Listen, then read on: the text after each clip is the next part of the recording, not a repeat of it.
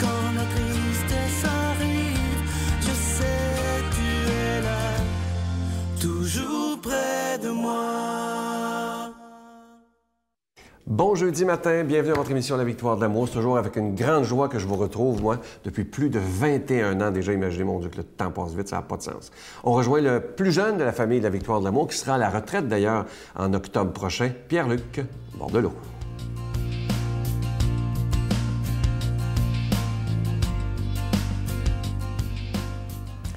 Êtes-vous en couple et est-ce que votre couple donne du sens dans votre milieu?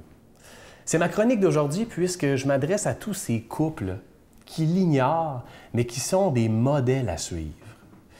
Je pense que vous n'avez pas idée à quel point vous êtes des exemples dans vos milieux. Et on le sait, ça, parce que quand il y a un couple, ça fait longtemps qu'ils sont ensemble, ou pas même des fois, et qu'ils se séparent, c'est une onde de choc dans leur milieu. Pourquoi? Il y a des gens d'autres couples, mais aussi des gens célibataires là, qui se disent « Mais comment ça se fait qu'ils ne sont plus ensemble? Pourquoi l'amour a arrêté? » Hein, ça vient comme nous affecter. Pourquoi? Et souvent, par le bonheur que vous dégagez et par la longévité, on se dira, de votre couple, vous êtes des donneurs de sens incroyables. Vous ne savez pas à quel point. Et moi, je vous dis ça parce que je m'en suis rendu compte le jour où on a fait notre préparation au mariage. Je m'en rendais compte là, on était 22 couples réunis. Hein, figurez-vous donc. Et on allait se marier là, à l'automne. Je me souviens, c'était au mois d'avril. Dans quelques mois, tout le monde allait se marier. Là. Et je faisais le tour un peu. Et on était tous là pour la même raison. Puis je pense que je l'ai résumé en le disant à un moment donné, puisque les gens qui animaient disaient « Vous êtes ici pourquoi, au fond? Vous êtes ici pour préparer votre mariage, mais qu'est-ce que vous venez chercher? » Et là, moi, j'ai levé la main et j'ai dit « Moi, je veux simplement les trucs pour que ça dure. » C'est quoi le truc pour que ça dure? Je parlais de longévité. Puis j'étais pas le seul dans la foule là, qui était là, dans plusieurs couples qui se disaient « C'est vrai, on veut que ça demeure, on veut que ça dure. » J'ai pas eu de réponse instantanée et c'est pas ça que je voulais. D'ailleurs, la réponse, je la vis au fur et à mesure que j'avance. Mais je me suis rendu compte à quel point mon couple là, que je forme, et je suis marié depuis bientôt 2 ans. Hi, quelle longévité, hein? Ouh, 2 ans! Je me suis marié quand même à l'automne 2014 et c'est incroyable comment ça l'a évidemment changé ma vie, que ça l'a bonifié, tout ça, mais c'est un long chemin. Je dirais c'est un chemin assez ardu et c'est pas toujours facile. Mais je l'aime, ma femme, et je me rends compte à quel point mes amis autour de moi le sentent, le voient, et ça vient irradier leur vie. Et je l'ai dit à mes voisins, par exemple. Je leur ai dit, je dis, vous êtes un beau couple, ça fait combien de temps que vous êtes ensemble? 44 ans, ils m'ont répondu. Je dis, en tout cas, vous êtes beaux à voir. J'espère que vos enfants, ils vous imitent. J'espère que vous savez à quel point, par ce que vous faites et ce que vous êtes un couple, un modèle à suivre. Là, il me regarde, puis le monsieur me regarde et me dit « Oh mon Dieu, c'est pas toujours le cas, là, mais t'es bien gentil de nous le dire. » Mais en tout cas, moi, je vous le répète, je prends le temps de vous le dire. Soyez heureux et soyez pas gênés de l'être dans votre longévité, dans votre bonheur, pour être un couple donneur de sens dans votre milieu. Notre Père qui es aux cieux, que ton nom soit sanctifié, que ton règne vienne, que ta volonté soit faite sur la terre comme au ciel. Donne-nous aujourd'hui notre pain de ce jour. Pardonne-nous nos offenses comme nous pardonnons à ceux qui nous ont offensés.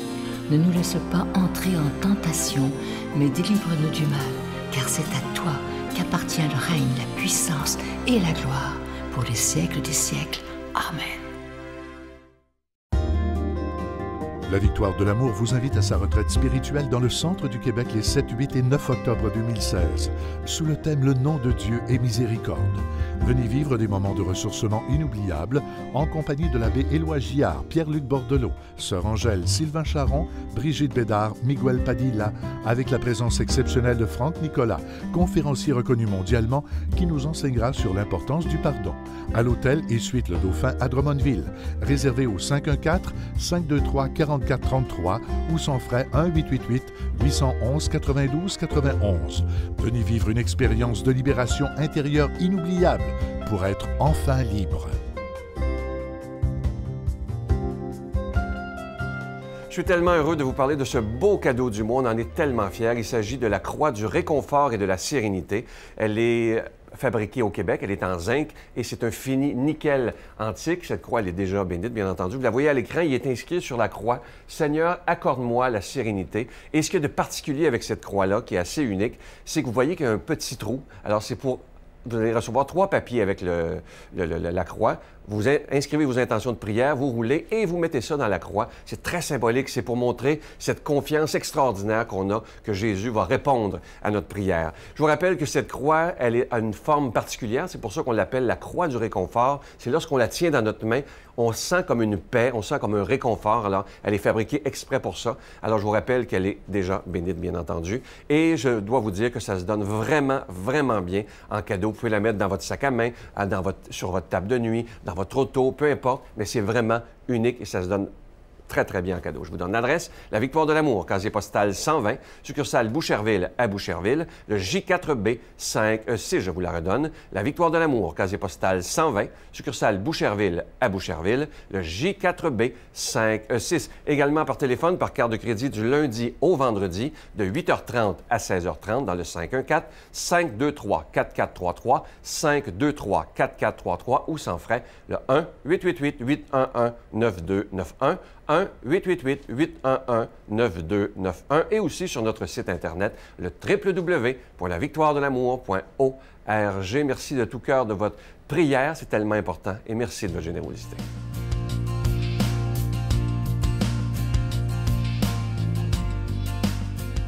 Mon Dieu, donnez-moi la sérénité d'accepter les choses que je ne peux changer, le courage de changer les choses que je peux et la sagesse d'en connaître la différence. Amen. C'est toujours avec une grande joie que je vous le présente, même si plus de 6000 kilomètres nous séparent. C'est un ami très, très cher à mon cœur, celui qu'on appelle tendrement Monseigneur des Autres de Paris, Monseigneur Jacques Gayot.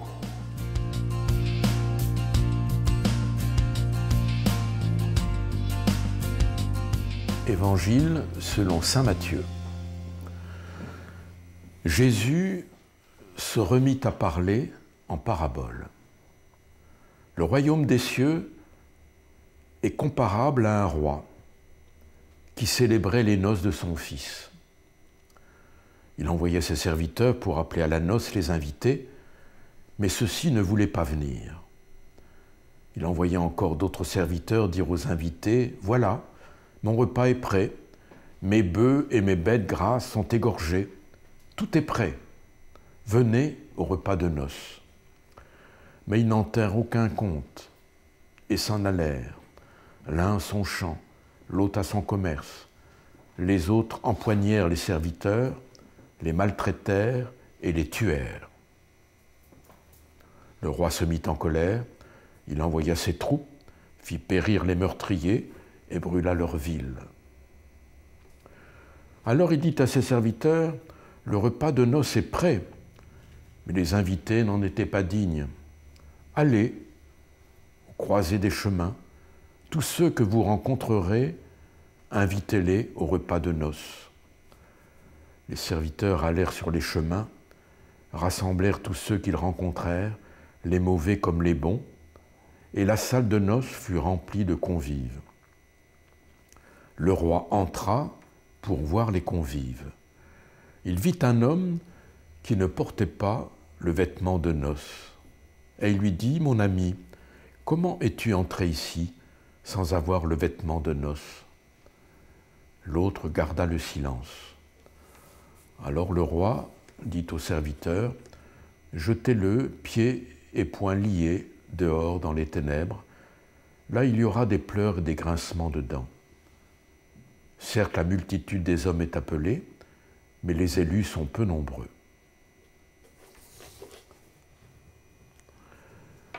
Mes amis, nous avons là deux paraboles, la parabole du festin des noces et la parabole du vêtement de noces.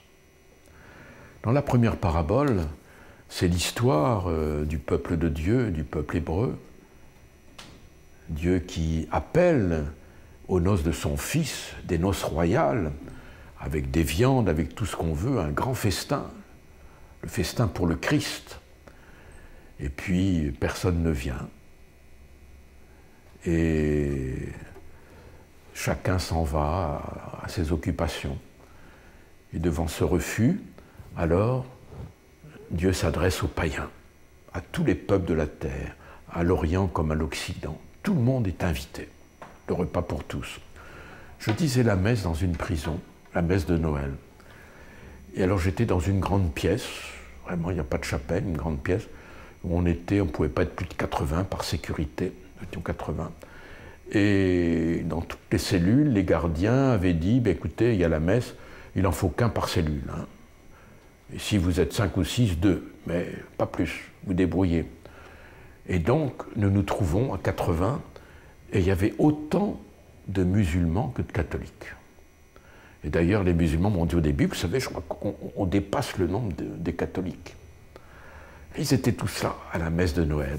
Et heureux d'être là, parce que pour eux, Noël, c'est la famille, c'est les enfants, c'est familial. Et alors, au moment de la communion, je devais passer entre eux, pas pour les communier, je dis, écoutez, pour nous, chrétiens, la communion, c'est vraiment le pain de vie, c'est le corps du Christ qui nous est donné.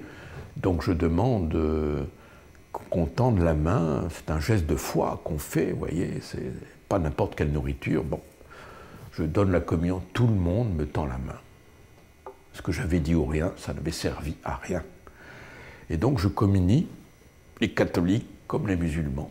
Quelquefois, je faisais la fraction de l'hostie parce que je manquais d'hostie.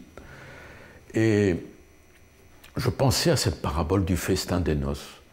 Tout le monde sera invité, tout le monde, voyez. Et j'étais heureux que le Christ soit donné en nourriture à tout le monde, à tous ceux qui étaient là et qui l'ont fait avec un geste important. Je pense aussi une rencontre d'évêques où nous menions l'Eucharistie. Ça se passait dans une maison religieuse, une grande maison où il y avait une forêt à côté. Et puis on célébrait la messe au rez-de-chaussée dans une grande pièce.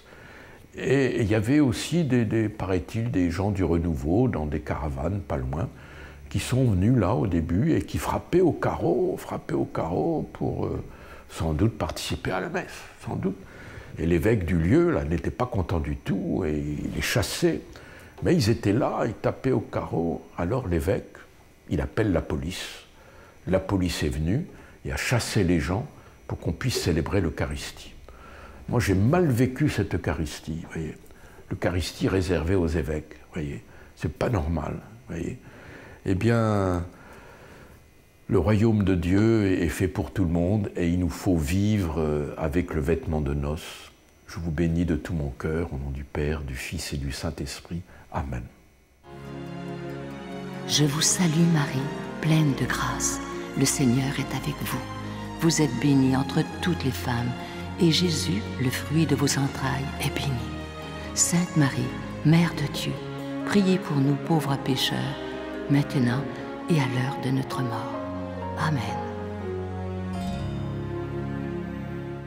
Je suis tellement content lorsque je vous parle de cette belle croix. Je vous rappelle qu'elle est faite en zinc et elle est finie nickel antique. On l'appelle simplement la croix du réconfort parce que vous voyez ma main, la façon que je la tiens, c'est fait pour ça. C'est réconfortant. Vous savez, des fois, ça arrive dans notre vie que ça ne va pas.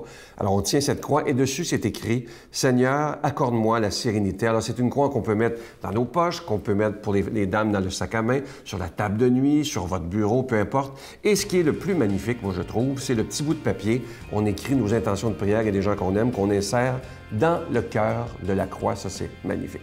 À demain. Bye.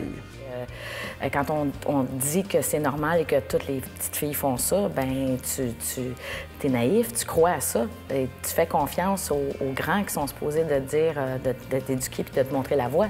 Donc, pour moi, c'était normal. C'est jusqu'à temps que j'ai une amie qui habitait en face de chez moi, que je lui ai demandé, elle me dit ça, faire ça, puis qu'elle me dit... Non, c'est quoi ça? Ça se fait pas, ça.